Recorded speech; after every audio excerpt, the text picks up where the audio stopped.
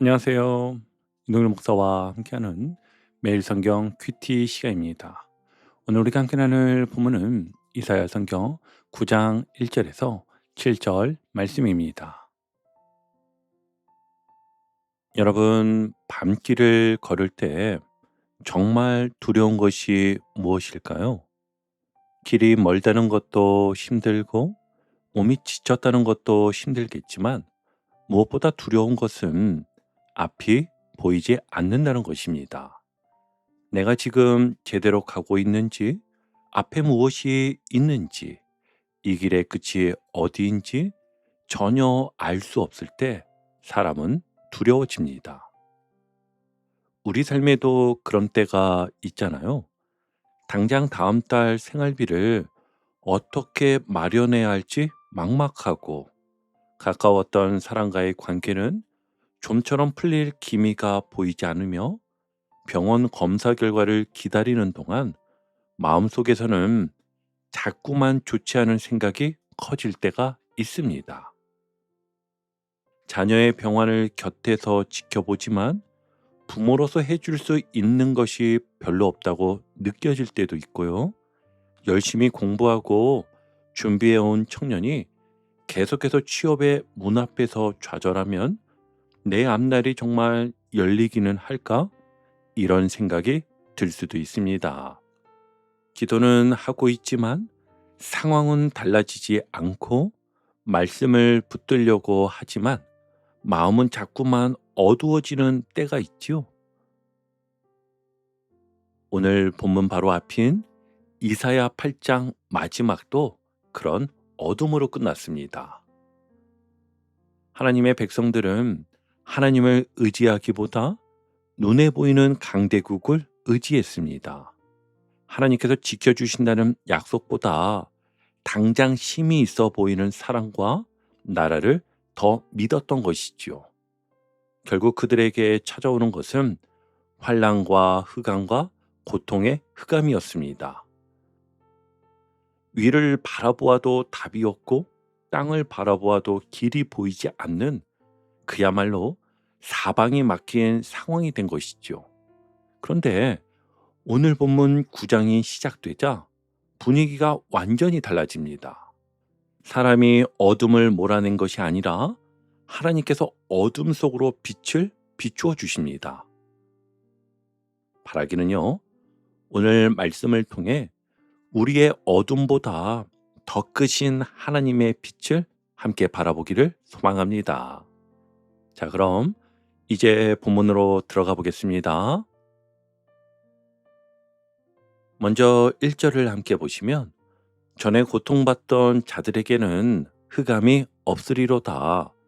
옛적에는 여호와께서 스불론 땅과 납달리 땅이 멸시를 당하게 하셨더니 후에는 해변길과 요단 저쪽 이방의 갈릴리를 영화롭게 하셨느니라. 아멘.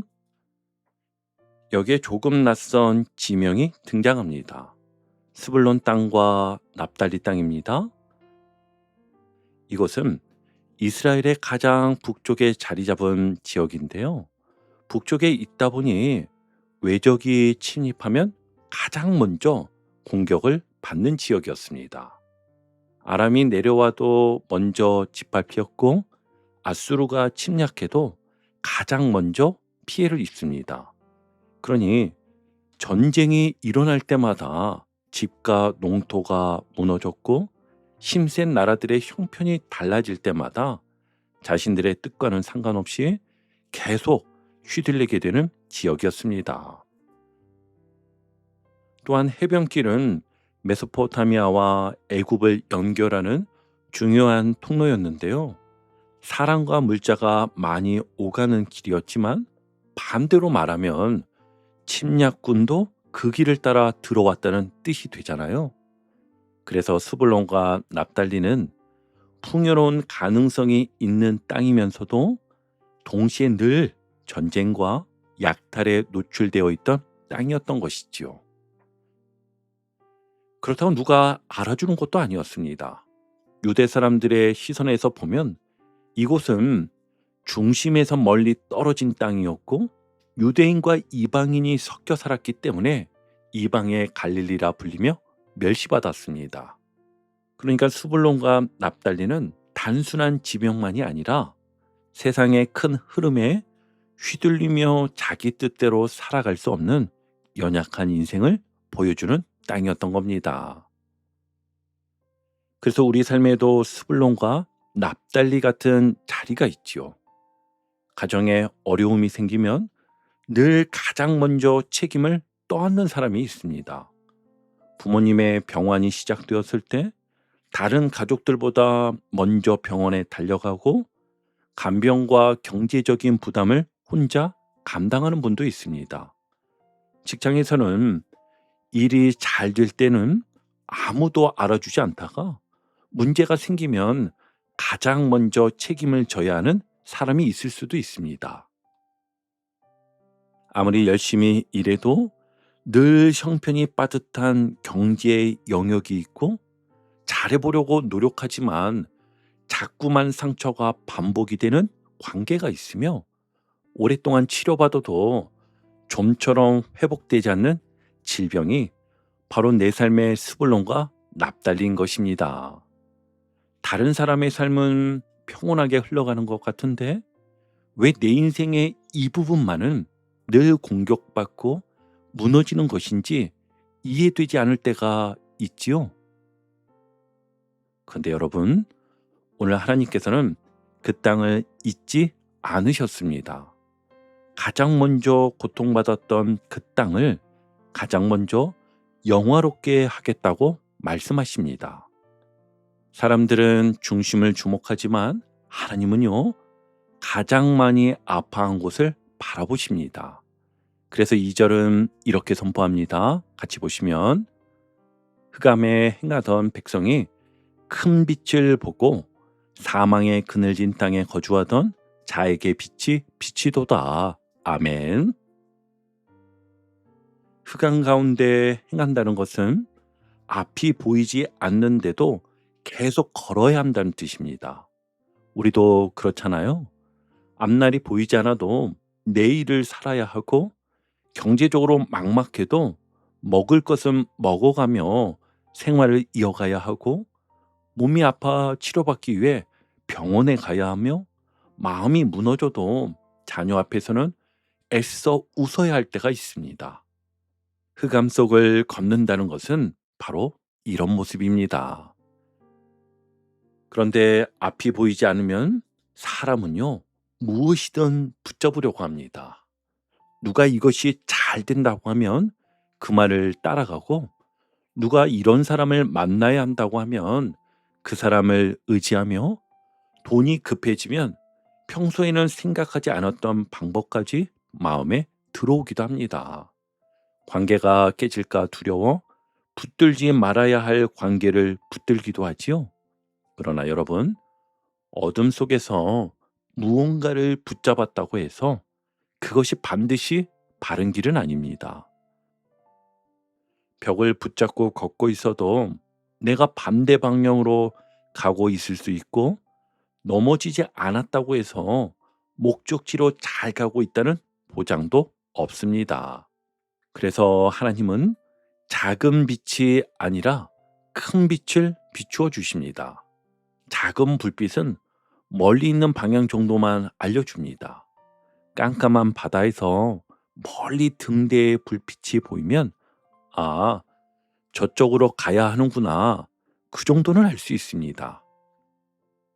그런데 큰 빛이 비치면요, 내가 어디에 서 있는지, 주변에 무엇이 있는지, 어느 길이 안전하고 어느 길이 위험한지까지 보입니다. 마치 밤이 지나고 태양이 떠오르면 내 위치와 길과 주변 풍경이 한꺼번에 보이는 것과 같습니다. 우리의 문제는요, 때로 능력이 부족하는 데만 있지 않습니다. 더 심각한 문제는 방향을 잃어버렸다는 데 있습니다. 무엇이 옳은지 모르고 무엇을 내려놓아야 하는지 모르며 지금 내가 붙들고 있는 것이 나를 살릴 것인지 더 깊은 어둠으로 끌고 갔지 판단하지 못하는 거, 이 모습 말이에요. 그러나 하나님의 빛이 비치면 상황이 한순간에 다 해결되지 않더라도 무엇을 붙들어야 하고 무엇을 내려놓아야 하는지가 보인다는 겁니다. 오늘 당장 형편이 넉넉해지지 않아도 정직을 버리지 말아야 한다는 것이 보이고, 관계가 바로 회복되지 않아도 미움과 복수의 길로 가지 않아야 한다는 것이 보이는 것이죠. 질병이 즉시 낫지 않는다 해도 절망 속에 자신을 내버리지 말고 치료를 받으며 하루를 살아내야 한다는 것이 보입니다. 그렇게 하나님의 큰 빛이 비치자 3절부터 놀라운 변화가 시작이 됩니다. 같이 보시면, 주께서 이 나라를 창성하게 하시며 그 즐거움을 더하게 하셨으므로 추수하는 즐거움과 탈취물을 나눌 때의 즐거움같이 그들이 주 앞에서 즐거워하오니. 아멘. 본문은 즐거움을 두 가지 모습으로 표현하고 있는데요. 하나는 추수하는 즐거움이었고 다른 하나는 탈취물을 나누는 즐거움이었습니다. 농부가 오랫동안 씨를 뿌리고 수고한 뒤 곡식을 거둘 때의 기쁨입니다. 그동안의 땀과 기다림이 헛되지 않았음을 확인하는 기쁨인 것이죠. 그리고 또 다른 기쁨은 전쟁에서 승리한 백성들이 탈취물을 함께 나눌 때의 기쁨이었는데요. 계속 지기만 했고 빼앗기기만 했던 사람들이 마침내 압제에서 벗어나 승리를 맛보는 기쁨을 말하는 겁니다. 하나님의 빛은요, 우리에게 단지 길만 보여주는 것이 아닙니다. 잃어버렸던 기쁨도 회복시켜 주십니다. 경제적인 문제와 질병, 관계의 상처와 미래에 대한 불안은 우리에게서 웃음과 감사와 기대하는 마음을 빼앗아 갑니다. 아침에 눈을 뜨는 순간부터 걱정이 먼저 떠오르게 되고, 무슨 좋은 일이 생겨도 마음껏 기뻐하지 못하게 만들지요. 그러나 하나님께서 비추시는 빛은 우리의 마음에 다시 기쁨을 일으킵니다. 모든 문제가 사라져서만이 아니에요. 나를 붙들고 계시는 분이 누구신지 알게 되고 내 인생의 어둠으로 끝나지 않는다는 것을 믿게 되기 때문이었습니다. 또 이어지는 사전에서는 백성이 무겁게 메고 있던 멍에와 어깨의 채찍과 압제자의 막대기를 주께서 꺾으신다고 말씀하십니다. 함께 볼게요. 이는 그들이 무겁게 맨 멍에와 그들의 어깨의 채찍과 그 압제자의 막대기를 주께서 꺾으시되 미디안의 날과 같이 하셨음이니이다. 아멘. 경제적인 부담이 멍에처럼 느껴질 수 있고 상처받은 말이 채찍처럼 마음에 남을 수도 있습니다. 질병에 대한 두려움과 다른 사람과 자신을 비교하는 마음도 우리를 짓누를 수 있습니다.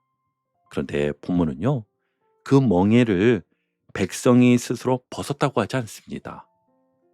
주께서 꺾으셨다고 말씀합니다. 특별히 미디안의 날과 같이라는 이 말씀은 사람의 힘으로는 도저히 이길 수 없던 싸움을 하나님께서 친히 이기게 하셨다는 뜻입니다. 우리의 조건이 충분해서가 아니라 하나님의 능력으로 구원이 이루어진다는 것입니다. 그리고 5절에서는요, 전쟁에 사용되던 군인의 신과 피 묻은 겉옷이 불에 살라진다고 말씀합니다. 하나님께서 이루시는 구원은 잠시 적을 물리치는 정도가 아니었어요. 사람을 짓누르는 압제와 피를 흘리게 하는 싸움 자체를 끝내시고 참된 평화를 이루시는 구원인 것입니다. 그렇다면 이 큰 빛은 누구일까요? 6절은 이렇게 말씀합니다. 이는 한 아기가 우리에게 낳고 한 아들을 우리에게 주신 바 되었는데 그의 어깨에는 정사를 메었고 그의 이름은 기묘자라 모사라 전능하신 하나님이라 영존하시는 아버지라 평강의 왕이라 할 것임이라. 아멘. 당시 유다는 나라를 구해줄 강한 왕과 군대를 원했을 것입니다. 그런데 하나님께서는 거대한 군대가 아니라 한 아기를 보내신다고 말씀합니다. 아기는 작고 연약한 존재이잖아요. 그러나 그 아기의 어깨에는 세상을 다스리는 정사가 놓입니다. 4절에서는 백성의 어깨 위에 멍에와 채찍이 놓여 있었는데요. 그런데 6절에서는 다스림의 책임이 이 아들의 어깨에 놓입니다. 우리가 감당하지 못할 짐까지 모두 끌어안고 살 필요가 없는 이유가 여기에 있는 것입니다. 우리 인생의 최종적인 통치자는요, 우리가 아니라 하나님께서 보내신 왕이시기 때문입니다. 오늘 본문은요, 또 그분에 대해 자세히 소개합니다. 그분은 먼저 기묘자이십니다. 우리가 이해하지 못하는 상황 속에서도 놀랍게 일하시는 분이라는 겁니다. 왜 기도했는데 병이 오래 가는지, 왜 정직하게 살았는데 손해를 보는지, 왜 열심히 준비했는데 문이 닫히는지 이해되지 않을 수 있습니다. 그러나 이해되지 않는다고 해서 하나님의 일이 멈춘 것은 아닙니다. 그리고 그분은 또한 모사이십니다. 우리보다 더 멀리 보시고 가장 바른 길로 인도하십니다. 관계 때문에 감정이 격해졌을 때, 경제적인 결정을 앞두었을 때, 주님, 제가 어떻게 해야 합니까? 먼저 물어야 하는 이유인 것이죠. 또 그분은요, 전능하신 하나님이십니다. 우리를 사랑하시기만 하고 도와줄 힘이 없는 분이 아닙니다. 죄와 사망의 권세를 이기시고 우리를 구원하실 능력이 있으신 분이십니다. 또한 영존하시는 아버지이십니다. 우리가 연약하다고 해서 버리지 않으시고 넘어졌다고 해서 포기하지 않으십니다. 그리고 평강의 왕이라고 하십니다. 성경이 말하는 평강은요, 아무 문제도 없는 조용한 상태만을 말하지 않는다고 했어요. 하나님과의 관계가 회복이 되고 깨어진 삶이 제 자리를 찾으며 죄와 사망의 권세에서 벗어나는 모습이 평강입니다. 이 말씀은 우리 힘으로 가지는 게 아닙니다. 예수 그리스도 안에서 성취되는 것입니다. 예수님은요, 사람들이 멸시하던 갈릴리에서 하나님 나라를 선포하셨고 병든 자와 소외된 자를 찾아가셨으며 십자가와 부활로 죄와 사망을 이기셨습니다. 사람들이 버려진 땅이라고 여겼던 곳이 예수님으로 인해 복음의 빛이 시작되는 땅이 되었습니다. 그러므로 내 삶에도 버려진 것처럼 느껴지는 자리가 있더라도 쉽게 절망하지 마십시오. 예수 그리스도께서 찾아오시면 그곳이 빛이 시작되는 자리가 될 수 있습니다. 그리고 7절은 이렇게 끝납니다. 그 정사와 평강의 더함이 무궁하며 또 다윗의 왕자와 그의 나라에 군림하여 그 나라를 굳게 세우고 지금 이후로 영원히 정의와 공의로 그것을 보존하실 것이라. 만군의 여호와의 열심히 이를 이루시리라. 아멘. 세상의 나라는 영원하지 않지만 예수 그리스도의 정사와 평강은 끝이 없습니다. 그분의 나라는요, 힘센 사람이 약한 사람을 짓누르는 나라가 아니라 정의와 공의로 세워지는 나라입니다. 그런데 이 약속을 누가 이루십니까? 만군의 여호와의 열심히 이를 이루시리라, 이렇게 말씀합니다. 현실만 보면 안 될 것 같고 나 자신을 보아도 가능성이 없어 보일 수 있습니다. 그러나 소망의 근거는요, 우리의 열심이 아닙니다. 자기 백성을 포기하지 않으시는 하나님의 열심인 것입니다. 그렇다면 오늘 우리는 어떻게 살아야 할까요? 세 가지로 한번 정리해 봤습니다. 먼저는요, 내 삶의 어두운 자리를 주님께 구체적으로 말씀드리십시오. 그냥 힘들어요 라고만 기도하지 말고 어떤 경제적인 문제 때문에 두려운지, 누구와의 관계가 아픈지, 어떤 검사 결과를 기다리고 있는지 솔직하게 알아보는 겁니다. 그리고 기도한 뒤에는 오늘 해야 할 한 가지를 정하십시오. 가게 지출을 점검하거나 병원 진료를 예약하거나 대화를 미뤄온 사람에게 차분히 연락하는 것일 수 있습니다. 믿음은요, 현실을 외면하는 것이 아닙니다. 하나님의 빛 아래에서 현실을 바라보고 오늘의 한 걸음을 내딛는 것입니다. 그리고 두 번째는 불안할수록 잘못된 의지를 내려놓으십시오. 사람의 도움과 치료와 제도는 필요합니다. 그러나 그것들이 하나님을 대신할 수는 없습니다. 관계가 깨질까 두려워서 잘못까지 눈 감아주고 있지는 않은지, 돈이 급하다는 이유로 양심을 내려놓으려 하지는 않는지, 사람의 평가를 얻기 위해서 믿음의 기준을 버리지는 않는지 살펴보십시오. 결정하기 전에 잠시 멈추어서 평강의 왕이신 주님께서 이 길을 기뻐하실까 물어보시기 바랍니다. 자, 마지막 세 번째는요, 오늘 하루를 하나님의 열심에 맡기십시오. 몸이 아픈 성도님은 오늘 치료를 잘 받으시고 약을 챙겨 드시는 것도 믿음입니다. 가족의 병환을 돌보느라 지친 분은 모든 결과를 혼자 책임지려 하지 마십시오. 사랑으로 돌보되 내가 할 수 없는 영역은 전능하신 하나님께 맡겨드리시기 바랍니다. 또 길이 보이지 않는 청년은 인생 전체의 답을 오늘 다 얻으려 하지 말고 오늘 준비해야 할 한 가지에 충실하시기 바랍니다. 믿음은 어둠이 없다고 억지로 말하는 것이 아닙니다. 아직 어두워도 큰 빛이 오셨음을 믿고 그 빛을 향해 오늘 하루를 살아내는 것입니다. 다시 한번요. 믿음은요, 어둠이 없다고 억지로 말하는 것이 아닙니다.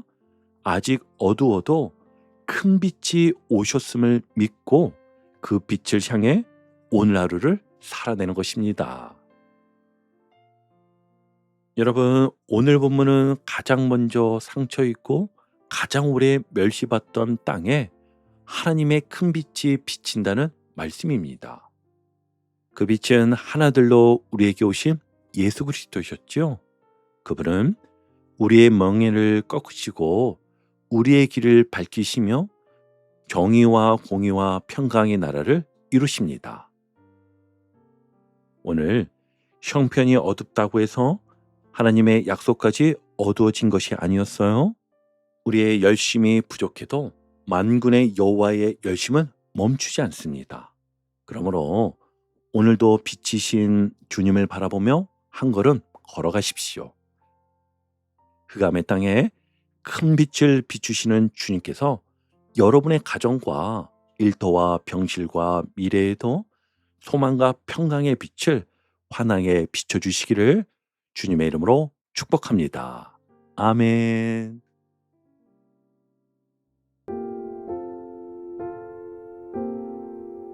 오늘도 복음의 기쁨과 확신으로 승리하는 하루 되시길 축복합니다. 함께 해주셔서 감사합니다. 내일 큐티 시간에 다시 뵙겠습니다.